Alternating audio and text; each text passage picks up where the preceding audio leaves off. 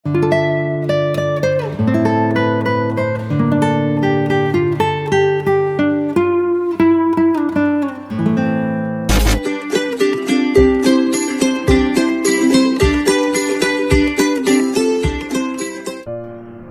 friends, good morning.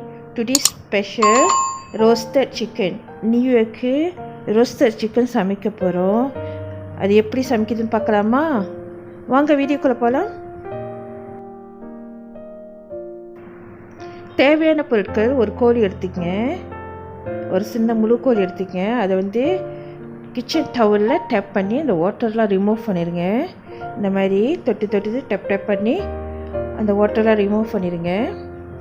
Front and back.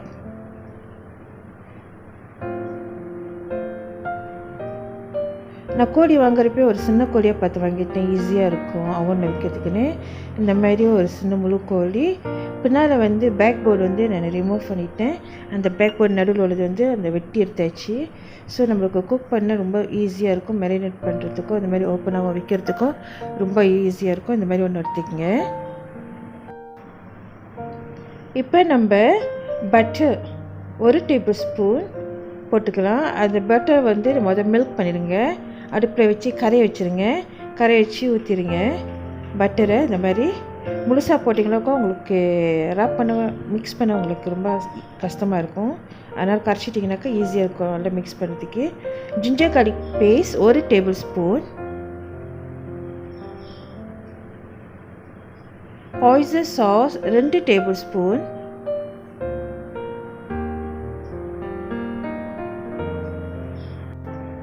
thyme 1/2 teaspoon. அப்படி மட்டும் time இல்லைனாக்கா வேறு லீஃப் ஏதாவது இருந்தால் கூட நீங்கள் யூஸ் பண்ணிக்கலாம்.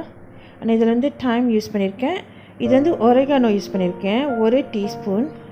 வேறு லீஃப் ஏதாவதுனாக்கா லைக் ரோஸ்மேரி அந்த மாதிரி இருந்துச்சு நீங்கள் போட்டுக்கலாம். Chicken stock 1 teaspoon. Black pepper 1/2 teaspoon.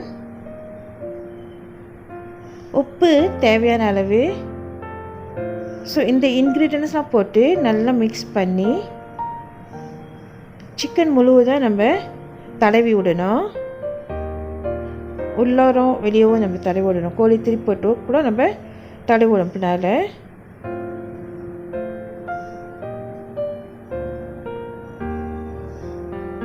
So கோழி இந்த மாதிரி நீங்கள் ஓப்பன் ஆகிடுச்சுனாக்கா உங்களுக்கு ரொம்ப வசதியாக இருக்கும் இந்த மாதிரி தடவி விடுறதுக்கு.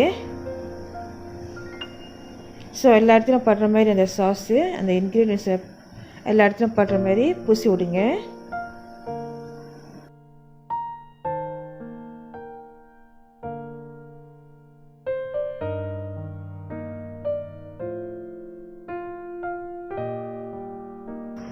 இப்போ ஒரு ஃபோக் எடுத்துட்டு இந்த மாதிரி அங்கங்கே நீங்கள் குத்தி விடணும், போக் பண்ணி விடணும்.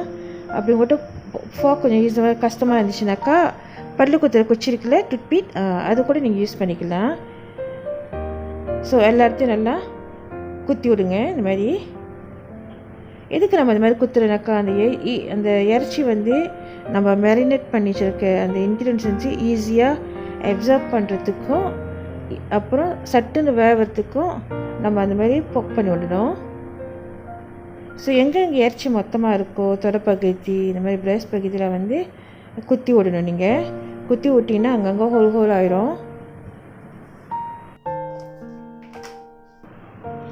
இப்போ நான் எல்லாத்தையும் பூசிட்டேன். மேரினேட் பண்ணுறதுக்காக ஒரு தப்பாவில் போட்டு ஐஸ் பட்டியில் எடுத்துக்க போகிறேன்.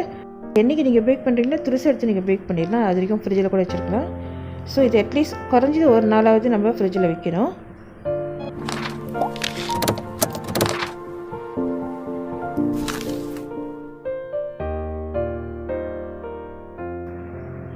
ஆஃப்டர் 1 or 2 days நீங்கள் எடுத்து பிற்பாடு இப்போ நம்ம கோழியை ரோஸ்ட் பண்ண போகிறோம்.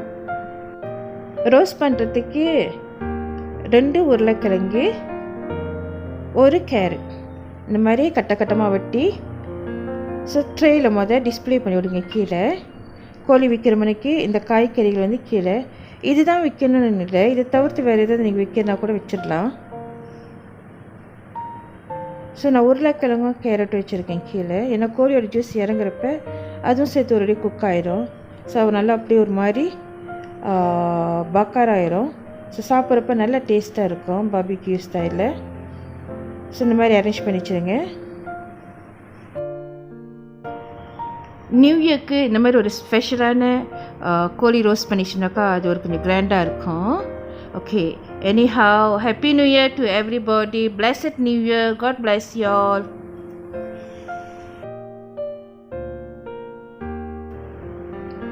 இப்போ நம்ம கம்ப்ளீட்டாக அரேஞ்ச் பண்ணிச்சு. நம்ம ஏற்கனவே மெரினேட் பண்ணி வச்சிருந்த சிக்கனை வந்து எடுத்து ஃப்ரிட்ஜில் வந்து நல்லா வெளியே வச்சுருவோம். வெளியே வச்சுட்டு நல்லா கூலாகிடணும். அது வந்து நல்லா வந்து அந்த ஐஸ்லாம் நல்லா கரைஞ்சிடணும். அதுக்கப்புறம் தான் வந்து நம்ம குக் பண்ண முடியும். ஸோ எடுத்து இந்த மாதிரி காய்கறி மேலே வச்சுருங்க. இந்த மாதிரி படுக்க வச்சுருங்க. ஸோ அதில் சாஸ் இருந்துச்சுனாக்கா அதையும் மேலே ஊற்றி விட்டுருங்க. இப்போ நம்ம அவனை வந்து ஒரு 10 minutes ப்ரீ ஹீட் பண்ணிவிட்டு எடுத்து அவங்கள வச்சிடலாம்.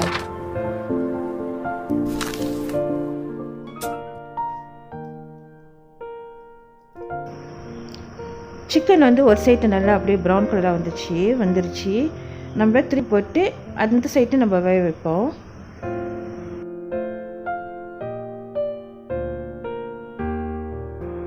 ஸோ மறுபக்கமும் ஒன்று 1/2 மணி நேரம் வேக வைக்கணும். இந்த மாதிரி திருப்பி போட்டு நம்ம திருப்பி அவங்கள வச்சிடலாம்.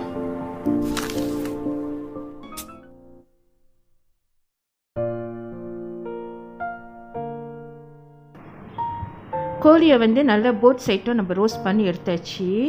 இந்த கலர் பார்த்தீங்கன்னா உங்களுக்கு நல்லா அழகாக தெரியும். நல்லா கோல்டன் கலராக வந்திருக்கு. ஸோ சாப்பிட்றதுக்கும் நல்லா சூப்பராக இருக்கும். இதோடு சேர்த்து நம்ம mash potato and black sauce வச்சு சாப்பிடுமா, பிளாக் பெப்பர் சாஸ் வச்சு சாப்பிடுமா டேஸ்ட்டாக இருக்கும். அதோட ரெசிபியும் லிங்க்கும் நான் கீழே ஆட் பண்ணி விட்றேன். நீங்களும் கண்டிப்பாக வீட்டில் ட்ரை பண்ணி பாருங்கள். our roasted chicken is ready.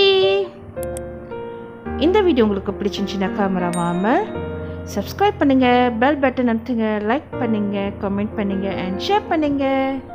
Thanks for watching. God bless you all.